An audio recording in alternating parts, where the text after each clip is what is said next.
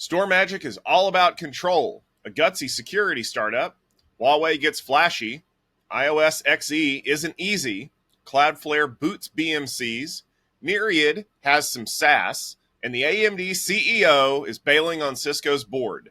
This week on The Rundown. Welcome to the Gestalt IT Rundown for Wednesday, October the 18th, 2023. Very happy to have you here. Even though it is International No Beard Day, I'm bucking the trend. And in order to celebrate, I'm going to go out and have a chocolate cupcake because it is National Chocolate Cupcake Day. Imagine that. Joining me here on the Rundown this week is my friend and fellow Edge Field Day attendee, Brian Knutson. Brian, welcome to the show. Thanks, Tom. I'm also bucking the trend with Don't Wear a Beard Day today, which is very unusual for me, so it's extra special.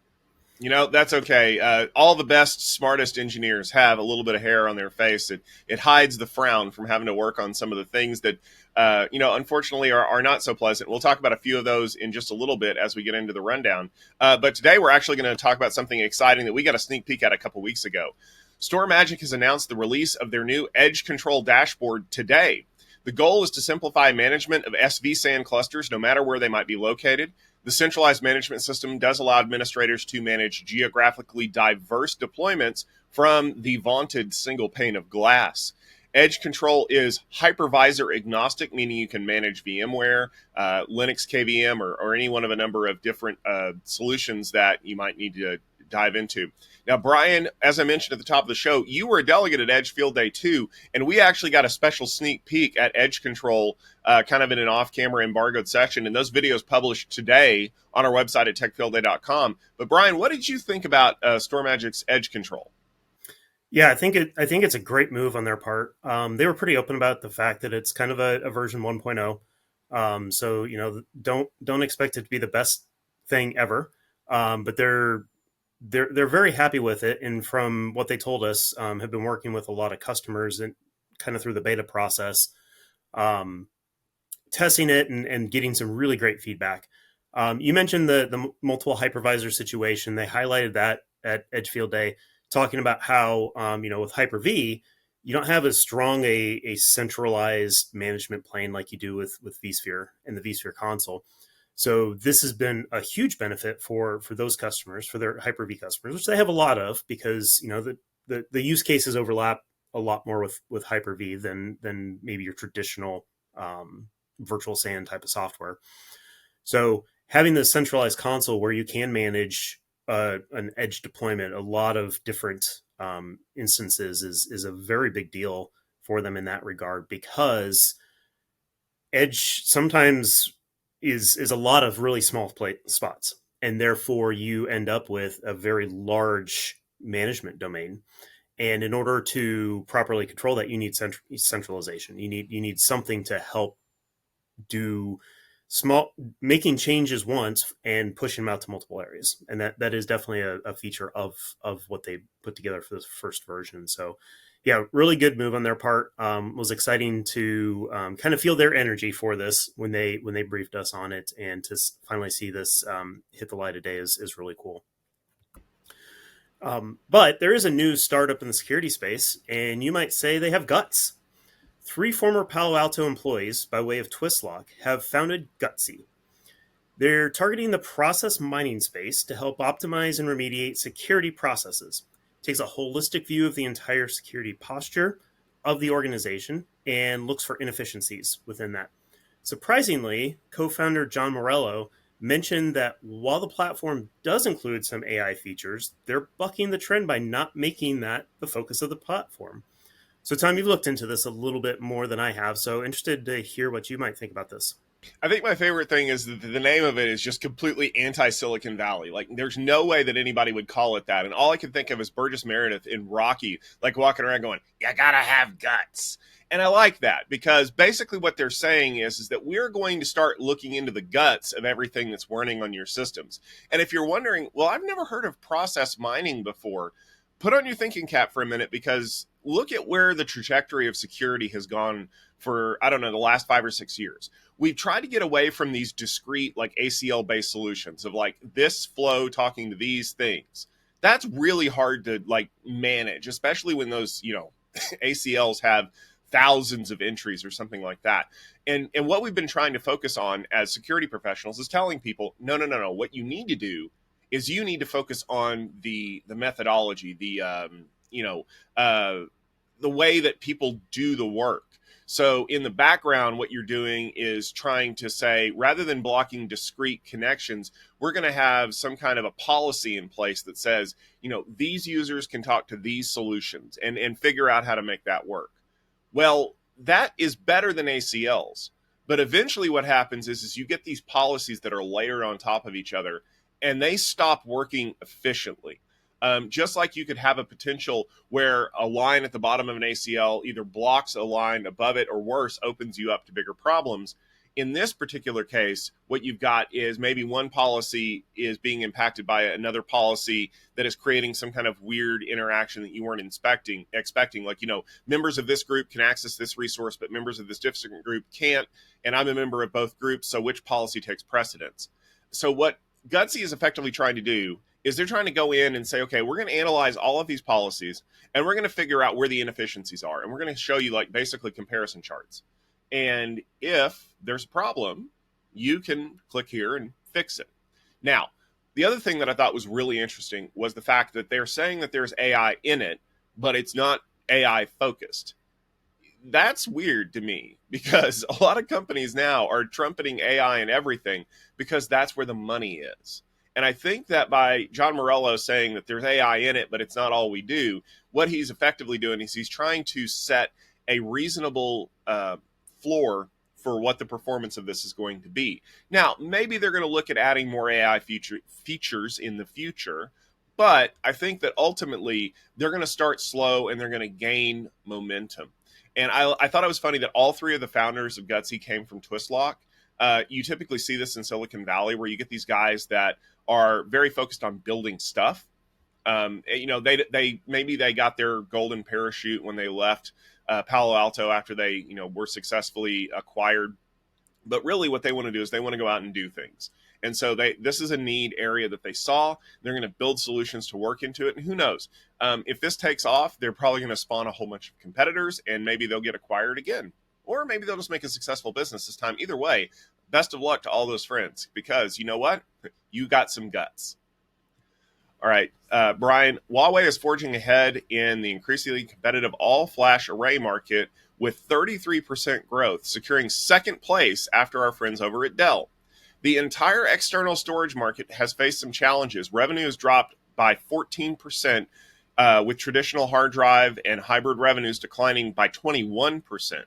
Despite all of this, Huawei's significant growth in all-flash array revenue has really solidified their position as a key player in the industry, trailing only behind Dell. Now, I know that the storage industry has been facing some headwinds as of late, as we mentioned, not only with the revenue, but kind of where these things are being positioned. But Brian, is Huawei jumping into second place, sending a message that there's a significant growth to be had outside of the U.S.?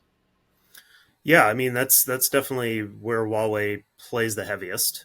And, with all the back and forth between the U.S. and China, Taiwan being a major factor in that back and forth, there's a lot of business going on that's not in the United States. And sometimes those of us here in the States fail to realize that there are even more people outside the U.S. than there are inside the U.S. So I'm sure that's playing a big part of it, especially as the trade wars heat up. And there's probably a lot more focus within China and countries aligned with China to go with a Chinese company over U.S. companies. It's a fair assumption to be made there. The data, as you look at some of the charts that have been produced around this data, is pretty interesting in and of itself too, because you see leaders like friends at NetApp. They've been dominating this market for a very long time, and I don't want to say they're slipping in the market per se, because the whole market is slipping to a big extent. But relative to players like Huawei and actually IBM, surprisingly, they're gaining. Those others are gaining a lot of traction there, and so there's still a lot of competition in that market. By no means is all flash a done deal. Prices on all flash are still continue to drive down. across all the vendors. And while there may not be as many new arrays being purchased lately, which this data is based on Q2 data, so it's not the freshest, most recent quarter, but it's an indicator of the general industry right now. Things are down worldwide, and so it's kind of to be expected that things are depressing. There's probably areas in, like I mentioned, China and those countries aligned with China that are probably growing faster than the U.S. right now. They may be having a little bit easier time of getting that capital and being able to build these things and investing in technology. So it's a wacky market out there. Is a common phrase I've used lately just to describe pretty much everything going on. So it's an interesting proof point, and seeing Huawei consistently, it's quarter to quarter it changes who the leaders are, but you're seeing Huawei consistently showing up more and more in the top 5 and now in the top 2. That clearly they're a player in this market more than a lot of people, including myself, before I looked at this data, really started to realize. Let's move on to another fun security topic. Cisco has a big problem to deal with today as they work around a massive backdoor that was found in the Cisco iOS XE operating system. The vulnerability is found in the web management interface and is being actively exploited by attackers. So a true zero-day being taken advantage of, not something we see very, very often. A vulnerability scanning firm said they were able to detect more than 10,000 affected devices, with more very likely out there.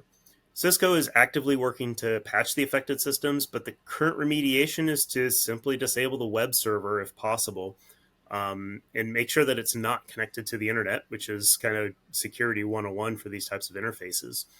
So, Tom, what else have you been hearing about this, and what do you think the downstream impact is really going to be with such a massive backdoor?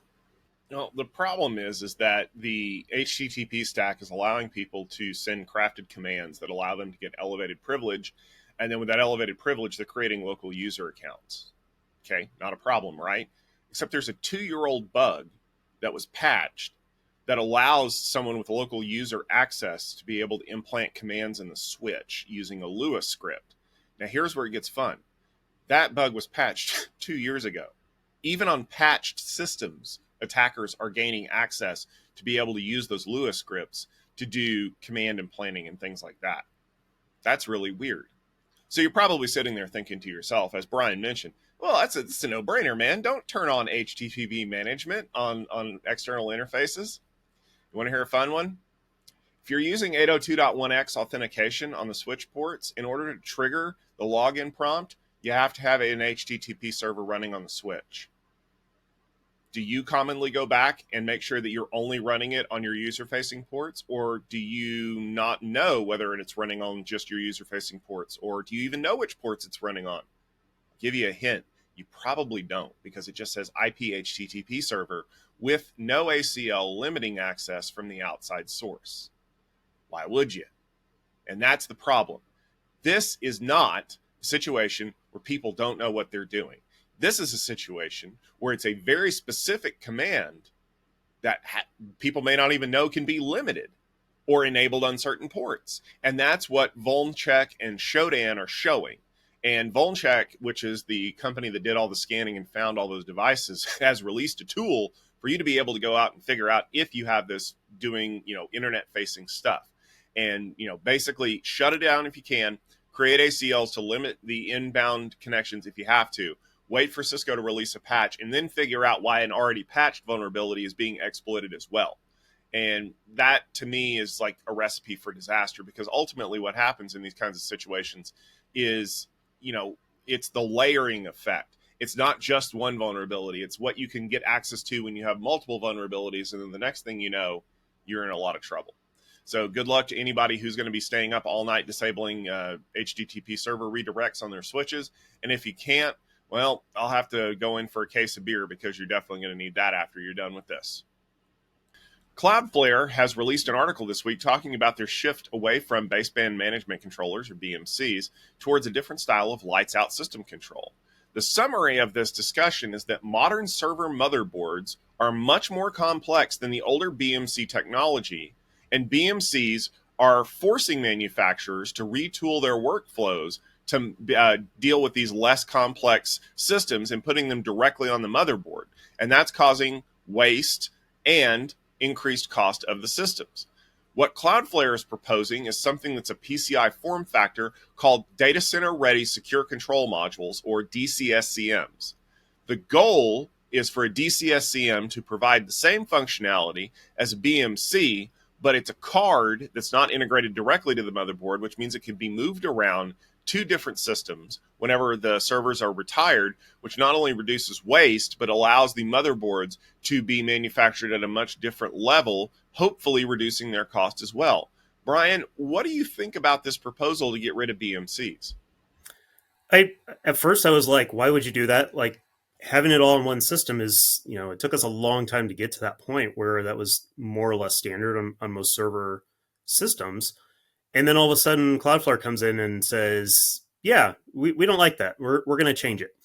They're running this all through Open Compute Platform. So this is I think a proposed standard at this point for Open Compute. So we're going to see a lot of hyperscalers moving to this.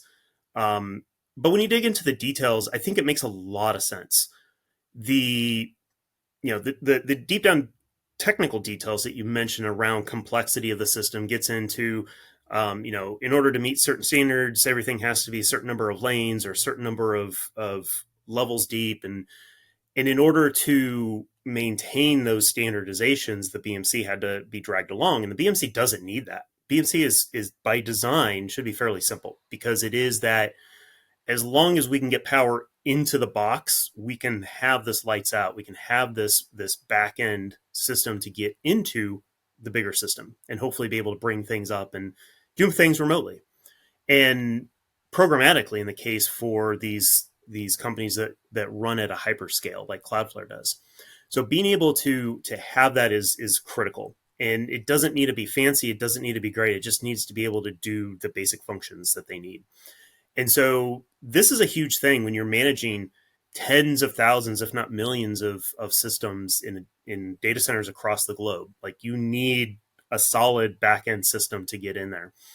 So obviously they put a lot of thought into this, and they see a real need for that. I think it's going to be a good thing overall, because, the modularization that we've had in the past with systems is a huge benefit. And, Tom, you mentioned the ability to swap it out, being able to replace the BMC, to be able to upgrade the hardware without having to upgrade the entire system board. That's huge, because those are not two systems that always need to upgrade together. I know I used to live in the world of HPE servers, and we'd always have to wait for the next gen of the system to be able to get the next version of ILO, and vice versa. And HPE, I found, was a good leader in that space, and creating a lot of really cool new features in that lights out in that lights out space. So being able to upgrade that separately. They also highlighted the fact that they could upgrade the system board without having to upgrade the BMC, which actually will save them a ton of money, because they don't have to manufacture those pieces over again. In other words, BMCs probably aren't going to level up as often as the system boards maybe are going to. So we could continue to use those. So reusability is huge. Obviously, that has huge implications to to climate and e-waste, which is no small problem these days, especially at these hyperscale levels. So I'm really enthused by this. I think it's a really good thing. It makes the management of the system a little bit more complex, because now you've got another component you've got to add and remove and move around. But they obviously see that as a smaller disadvantage than the advantages they get from doing this. So overall, I applaud this. I think it's going to be cool. It'll be interesting to see how it filters down into the types of data centers that most of us are going to be dealing with, where we're dealing with more of the pets than the cattle. Finally, today marks the launch of a new on-prem storage as a service offering from Nyriad. Nyriad has been making waves as the only company with GPU accelerated storage offerings. Ultra I/O as a service is a way for Nyriad to capture the market of on-prem devices that have requirements for very fast storage, but don't want to make the investment into traditional architectures. So, Tom, how do you see this affecting the way that companies go to the cloud or adopt cloud-like technologies within their own data centers? So I think what's fascinating about this is that Nyriad has kind of hit on this idea that you can use GPUs to do like all kinds of IO acceleration stuff. Literally like a DPU. That's the purpose of what a DPU does. It's IO acceleration. And if you've got spare GPU workload just sitting around, why not use it? So what they're doing is they're putting GPU acceleration into their storage arrays, and they are doing crazy, crazy stuff. I mean, dozens of gigabits per second of throughput on these things.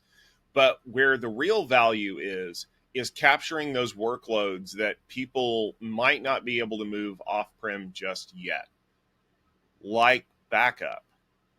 Imagine what you could do if your backup target could handle anything you threw at it and didn't blink, or you didn't have to worry about the processing of all the crazy stuff that's being added to data protection now.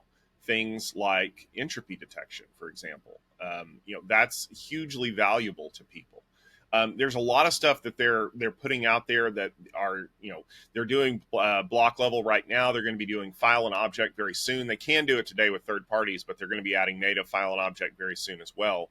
I think that the real value here is that we all know that no matter where you are, you're never going to be able to move 100% of your workloads completely off-prem, especially if you're in a highly regulated industry like finance or medical or something like that.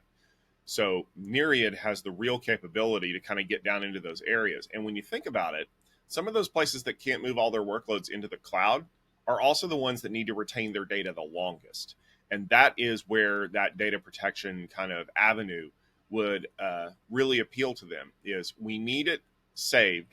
We need it to be able to be backed up fast, but we need to make sure that we're not going to run into any hiccups down the road. And so I think that there's real value there. Now, of course, the other thing that usually happens is as more and more systems kind of get that HPC workload type performance, you're going to have to start upgrading your storage arrays to kind of compete with those types of things. And I think that maybe Nyriad can attach themselves to some of those upgrades as well and have some success here. I mean, it's an interesting idea. I always love new, cool, novel technology. I'm just waiting to see how people are going to embrace the performance profile of these things. Yeah, so we had one story we wanted to take a little bit closer look at and discuss in a bit more depth. It's big news around the boardroom. Lisa Su, who is the CEO of AMD, has announced her departure from the Cisco Board of Directors. The move comes as a surprise in a recent SEC filing and was announced without any fanfare whatsoever. Su has served on the Cisco board since 2019. She is also stepping down from the board of Analog Devices, a position she held since 2016. There is speculation that this departure could signal that AMD will begin moving into the networking space, maybe more with a focus on DPU technology to compete against Cisco's entrenched positions with networking hardware. Tom, what do you think about that theory of this situation? I think it's probably closer to the truth than some of the other wacky stuff that I've been hearing. And here's the reason why. Typically, when someone wants to make a big splash with a departure, you'll know about it. You'll hear that they're departing the board, and we'll hear fanfare and well wishes and, future endeavors and that kind of crap. But when someone leaves a board for a very different reason, like they're wanting to make sure that maybe people didn't notice that they left, you'll typically hear about it weeks afterwards. It's like when an executive departs and you find out a month after they've departed and it was for, some sounds like crap reason. And then it turns out that there was actually a bigger problem going on. I don't think there's a problem here with Lisa Su. What I think the issue is that they need to get Lisa away from Cisco to create that division, because I think what's about to happen is that AMD is going to leverage their Xilinx acquisition to start really heavily moving into the DPU market. And that kind of networking pedigree is going to come in direct conflict with Cisco very shortly. And there's all kinds of financial rules that say you can't, double dip and stuff like that. And it's funny that she left the Analog Devices board position at the same time, which makes me think that there's going to be some conflict there with Analog Devices as well. It's a good move, though, for AMD. when you look at the technology that they've been developing over the years, and specifically in the FPGA market with the Xilinx acquisition, FPGAs are uniquely suited to be doing a lot of heavy lifting in the accelerator market. And there's a lot of value when you look at what when you look at what NVIDIA has been doing competing against AMD, when you look at the fact that Intel has heavily been using what they call IPUs, which are basically the same thing. And they've actually kind of moved a lot of that technology over to the PSG spinoff. I think what you're going to see is that a lot of companies are going to start investing heavily in here, especially in the cloud, by offering these basically DPU farms to be able to accelerate IO and things like that wherever they can. The problem, of course, is that legal trickery of, can I sit on the board of a company that I'm competing against? And I think that that's what this was basically is I'm going to head on out. Now, it wasn't just her. There were a couple of other people that left, and we don't know exactly what happened with them because they don't have to tell us why they're leaving. We just noticed that they do in the filing. So, I mean, Brian, do you think it's a good move for AMD to kind of go up against Cisco? Do you think they have, I don't know, the capability of competing in the networking market? I mean, you never know. Making acquisitions that can play directly in that space is a good indicator that they have interest and that they're investing in that area. We don't know what investments they've made outside of that necessarily. There could be a lot of secret projects going on. Maybe they're taking a book out of Cisco's, or a page out of Cisco's book, and have spun something else out that maybe is going to start coming to fruition, and they're going to spin it back in, and all of a sudden have a huge leapfrog effect there. So yeah, there's need for competition in that space, and I think that AMD could have a big effect there. Obviously they've been going toe to toe with Intel for years, various degrees of success over the years, but they're definitely on an upswing right now. So they can go toe to toe with the big giants that are generally viewed as untouchable. I think Cisco's a lot more touchable than Intel is in a lot of ways. So I'm looking forward to see what they do there. I've always liked AMD as a company. I like the scrappy, smaller David versus Goliath story. So I'm interested to see what happens here. One of the side effects that I think will be interesting to watch as well is, Cisco uses AMD processors, and how's that going to affect, there's still a relationship there. Like they still need to work together. Ideally, I think it benefits both companies. So I don't think they're going to dissolve that relationship, but we've seen stranger relationship dissolves in this industry in the past. But I think it's good for them. So a little cooperation type of situation could make for an interesting mix in that space for sure.